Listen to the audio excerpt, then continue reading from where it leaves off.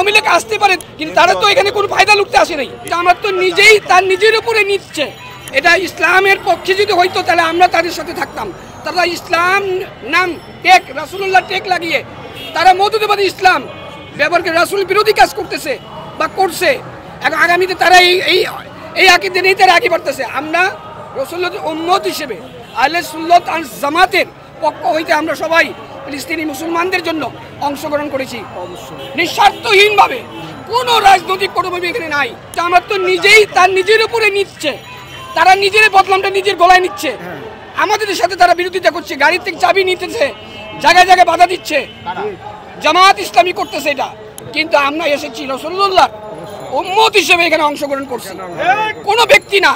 সরকার এবং সমন্বয়ক বলেন, সরকার বলেন, একটি পক্ষ হয়ে যদি সরকার যদি একভাবে ঢাল নিয়ে নেয় তাহলে তো হলো না। উনি বর্তমান উপদেষ্টা মণ্ডলী যারা আছে তাদের পক্ষ হয়ে কাজ করতেছে। এই পুলিশ প্রশাসন বলেন, এই জায়গা জায়গায় যে মিছিলে বাধা হচ্ছে, চাবি নিয়ে নিচ্ছে এবং বিভিন্ন কলা কৌশল তৈরি করছে। এবং কি কিছু ধরা পড়তেছে, আরও পড়বে। ফেসবুকে দেখেন আপনারা, সপ্তাহ মিথ্যা হইতে পারে না। আওয়ামী লীগ আসতে পারে, কিন্তু তারা তো এখানে কোনো ফায়দা লুটতে আসে নাই। এখানে বিএনপিও আছে, এখানে আরো বিভিন্ন দল আছে, আসছে নির্দ্বিধায় আসছে। এখানে জামাত এটা নিগ্লেক্ট করতেছে। আপামর জনতা এখানে অংশগ্রহণ করেছে, হিন্দু বৌদ্ধ সবাই আছে।